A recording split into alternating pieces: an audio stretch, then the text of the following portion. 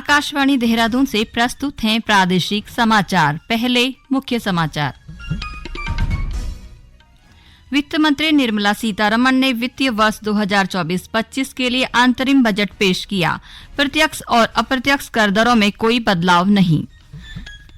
Cervical cancer से बचाव के लिए 9 से 14 वर्ष की बालिकाओं के लिए टीकाकरण को केंद्र सरकार प्रोत्साहित करेगी। प्रधानमंत्री आवास योजना ग्रामीण के तहत अगले 5 वर्षों में 2 करोड़ अतिरिक्त मकानों के निर्माण की घोषणा। मुख्यमंत्री पुष्कर सिंह धामी ने कहा, अंतरिम बजट किसानों, महिलाओं, युवाओं और वंचितों के उत्थान में महत्वपूर्ण भूमिका निभाएगा और प्रदेश के पहाड़ी हिस्सों में बर्फबारी व मैदानी क्षेत्रों में बारिश से ठंड में बढ़ोतरी। राज्य में कल मौसम साफ बने रहने का अनुमान। नमस्कार, समाचारों के साथ मैं नीता कांडपाल और अब समाचार विस्तार से। वित्त मंत्री निर्मला सीतारमण ने आज लोकसभा में वित्तीय वर्ष 2024-25 का अंतरिम बजट पेश किया। मोदी सरकार के दूसरे कार्यकाल का अंतरिम बजट पेश करते हुए उन्होंने कहा कि भारतीय अर्थव्यवस्था पिछले 10 वर्षों में सकारात्मक बदलाव की साक्षी रही है और देश के लोग आशा और विश्वास के साथ भविष्य की ओर देख रहे हैं। वित्त मंत्री ने कहा कि सरकार ने प्रत्यक्ष कर तथा आयात शुल्कों सहित अप्रत्यक्ष कर की दरों में कोई बदलाव नहीं किया है और ये दरें यथावत रहेंगी। वित्त मंत्री ने कहा कि प्रधानमंत्री किसान सम्मान योजना से प्रत्येक वर्ष सीमांत और छोटे किसानों सहित 11 करोड़ 80 लाख किसानों को सीधे वित्तीय सहायता पहुंचाई जाती है। वित्त मंत्री ने कहा कि नैनो यूरिया को सफलतापूर्वक अपनाए जाने के बाद सभी कृषि जलवायु क्षेत्रों में विभिन्न फसलों पर नैनो डीएपी का प्रयोग किया जाएगा। वित्त मंत्री ने बताया कि प्रधानमंत्री मत्स्य संपदा योजना के अंतर्गत जल कृषि उत्पादकता को प्रति हेक्टेयर मौजूदा 3 टन से बढ़ाकर 5 टन किया जाएगा। इसके अलावा योजना के तहत निर्यात को बढ़ाकर 1 लाख करोड़ तक पहुंचाने तथा रोजगार के 55 लाख अवसरों का सृजन करने का भी प्रावधान है। बड़ी संख्या में नए उच्च शिक्षण संस्थानों का उल्लेख करते हुए वित्त मंत्री ने कहा कि देश में 7 नए प्रौद्योगिकी संस्थान, 16 सूचना प्रौद्योगिकी संस्थान, 7 प्रबंध संस्थान, 15 एम्स और 390 विश्वविद्यालय खोले गए हैं।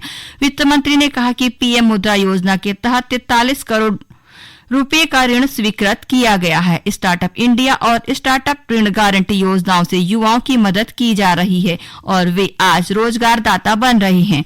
नारी सशक्तिकरण को मोदी सरकार की सर्वोच्च प्राथमिकता पर वित्त मंत्री ने कहा कि पिछले 10 वर्षों के दौरान उद्यमिता, जीवन सुगमता और गरिमापूर्ण जीवन के माध्यम से महिलाओं को सशक्त बनाने की मुहिम तेज हुई है। श्रीमती सीतारमण ने अंतिम बजट पेश करते हुए कहा कि कोविड की चुनौतियों के बावजूद पीएम आवास योजना ग्रामीण जारी रही और 3 करोड़ मकानों का लक्ष्य पूरा होने वाला है। उन्होंने कहा कि बढ़ती जरूरतों को पूरा करने के लिए अगले 5 वर्षों में 2 करोड़ और मकान बनाए जाएंगे। श्रीमती सीतारमण ने कहा कि सरकार सर्विकल कैंसर की रोकथाम के लिए 9 से 14 वर्ष आयु वर्ग की लड़कियों में टीकाकरण को बढ़ावा देगी। माताओं और शिशुओं की देखभाल के लिए विभिन्न योजनाओं को व्यापक तालमेल के लिए एक कार्यक्रम के अंतर्गत लाया जाएगा। वित्त मंत्री निर्मला सीतारमण द्वारा 2024-25 के लिए अंतरिम बजट पेश करने के बाद संसद के दोनों सदनों को दिन भर के लिए स्थगित कर दिया गया। प्रधानमंत्री नरेंद्र मोदी ने अंतरिम बजट को समावेशी और नवाचारी बताया है। उन्होंने कहा कि यह बजट युवा भारत की युवा आकांक्षाओं का दर्पण है। श्री मोदी ने कहा कि अनुसंधान और नवाचार के लिए 1 लाख करोड़ रुपए के कोष की घोषणा की गई है। इस बजट में फिस्कल डेफिसिट को नियंत्रण में रखते हुए कैपिटल एक्सपेंडिचर को 11,11,111 करोड़ रुपए की ऐतिहासिक ऊंचाई दी गई है।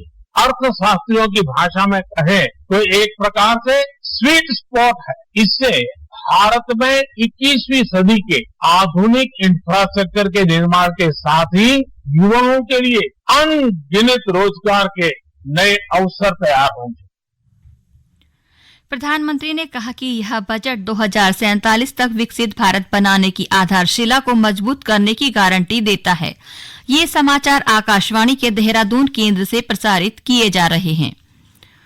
मुख्यमंत्री पुष्कर सिंह धामी ने कहा है कि अंतरिम बजट किसानों, महिलाओं, युवाओं और वंचितों के उत्थान में महत्वपूर्ण भूमिका निभाएगा।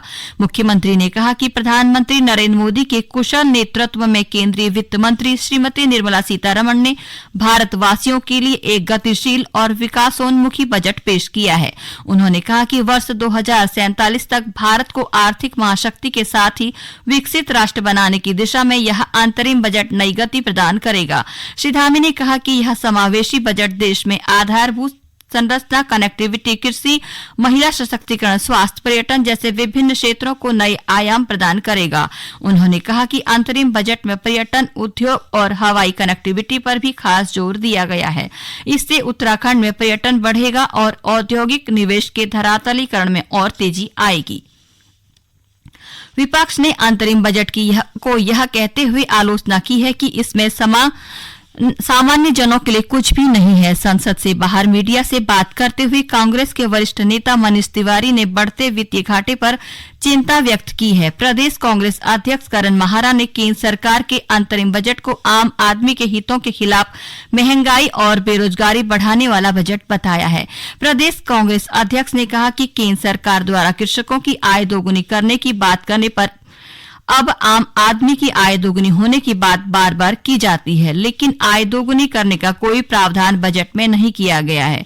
श्री माहारा ने कहा कि वित्त मंत्री निर्मला सीतारमण द्वारा प्रस्तुत आम बजट में मात्र कोरी घोषणाओं का अंबार लगाया गया है, परंतु उन्हें पूरा करने के लिए धनराशि के प्रावधान का कोई जिक्र नहीं है। प्रदेश के गढ़वाल और कुमाऊं मंडल में बारिश और बर्फबारी होने से ठंड में इजाफा हो गया है। राज्य के ऊंचाई वाले पर्वतीय क्षेत्रों में कल रात से आज शाम तक हुई भारी हिमपात और मैदानी इलाकों में गरज के साथ बारिश होने से कुछ स्थानों पर सामान्य जनजीवन भी प्रभावित हुआ। पहाड़ी क्षेत्रों में कई स्थानों पर सड़क मार्ग बाधित होने की खबर है, जिन्हें खोलने की कार्यवाही की जा रही है। वहीं पहाड़ी अंचल में बर्फबारी के चलते पर्यटक और सैलानियों की आवाजाही शुरू हो गई है, जिससे व्यवसायियों के चेहरे खिल उठे हैं। बारिश और बर्फबारी को किसानों और काश्तकारों ने फसल के लिए लाभदायक बताया है। बहुत अच्छी बर्फबारी है और हम सभी किसान जो है इससे बहुत खुश हैं, ताकि हमारी सेब की बागवानी जो इसके ऊपर निर्भर रहती है, अच्छी पैदावार की हमें उम्मीद जगती है। साथ ही पर्यावरण में जो अभी देखा था कुछ समय पहले जो है जंगलों में आग लग रही थी, तो वो भी अब बुझ चुकी है। चारधाम सहित बागेश्वर, टिहरी, उत्तरकाशी, चमोली और रुद्रप्रयाग के ऊंचाई वाले हिस्सों में हिमपात होने से कड़ाके की ठंडक पड़ रही है। इस बीच मौसम विभाग ने राज्य के अधिकतर हिस्सों में कल मौसम सामान्य बने रहने का अनुमान व्यक्त किया है। विभाग ने 3 से 5 फरवरी तक राज्य के विभिन्न हिस्सों में हल्की बारिश और बर्फबारी का अनुमान भी जताया है। राज्य के 10वीं और 12वीं कक्षा के बोर्ड परीक्षार्थियों के लिए रिफ्रेशर कोर्स चलाया जाएगा। इसके लिए विभागीय अधिकारियों को आवश्यक निर्देश दे दिए गए हैं। विद्यालयी शिक्षा मंत्री डॉक्टर धन सिंह रावत ने बताया कि आगामी 26 फरवरी तक बोर्ड परीक्षार्थियों के लिए रिफ्रेशर कोर्स चलाया जाएगा, जिसमें छात्र छात्राओं को पिछले 5 सालों के प्रश्न पत्रों का अभ्यास और पाठ्यक्रम का रिवीजन भी करवाया जाएगा। उन्होंने बताया कि इसके लिए समग्र शिक्षा के तहत देहरादून स्थित ICT वर्चुअल स्टूडियो के माध्यम से वर्चुअल क्लास की सुविधा वाले विद्यालयों में महत्वपूर्ण विषयों की तैयारी ऑनलाइन करवाई जाएगी। डॉक्टर रावत ने बताया कि वर्चुअल स्टूडियो के माध्यम से संचालित ऑनलाइन रिफ्रेश कोर्स के अतिरिक्त परख अभ्यास कार्यक्रम के लिए विभाग द्वारा अभ्यास लिंक bit.ly/परख उत्तराखंड जारी किया गया है। इसके अलावा मोबाइल पर स्विफ्ट चैट एप्लीकेशन डाउनलोड कर पंजीकरण किया जा सकता है।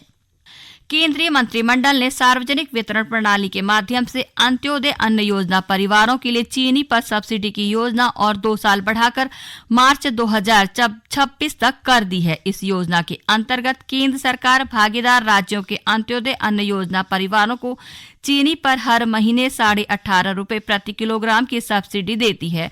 योजना से लाभार्थियों को 2020-21 से 2025-26 की अवधि में 1,850 करोड़ रुपए का लाभ मिलेगा। इस योजना से 1,89,00,000 अंत्योदय योजना अन्न योजना परिवारों को लाभ मिलने की आशा है। केंद्र सरकार के पृथ्वी विज्ञान मंत्रालय के भारतीय उष्णकटिबंधीय मौसम विज्ञान संस्थान पुणे और हेमवती नंदन बहुगुणा गढ़वाल केंद्रीय विश्वविद्यालय के संयुक्त तत्वाधान में गढ़वाल विश्वविद्यालय के चौरास परिसर में फॉग मॉनिटरिंग स्टेशन की स्थापना की गई है। इसमें शीतकालीन कोहरे के अवलोकन स्थल पर फॉग दृश्यता मीटर, स्वचालित मौसम स्टेशन, PM10 और PM2.5 सैंपलर जैसे अत्याधुनिक उपकरण लगाए गए हैं। सर्दियों में घाटी क्षेत्र में लगने वाले कोहरे की जांच के लिए उत्तराखंड में स्थापित की गई यह पहली वेधशाला है। अंत में मुख्य समाचार एक बार फिर। वित्त मंत्री निर्मला सीतारमण ने वित्तीय वर्ष 2024-25 के लिए अंतरिम बजट पेश किया। प्रत्यक्ष और अप्रत्यक्ष कर दरों में कोई बदलाव नहीं। सर्वाइकल कैंसर से बचाव के लिए 9 से 14 वर्ष की बालिकाओं के लिए टीकाकरण को केंद्र सरकार प्रोत्साहित करेगी। प्रधानमंत्री आवास योजना ग्रामीण के तहत अगले 5 वर्षों में 2 करोड़ अतिरिक्त मकानों के निर्माण की घोषणा।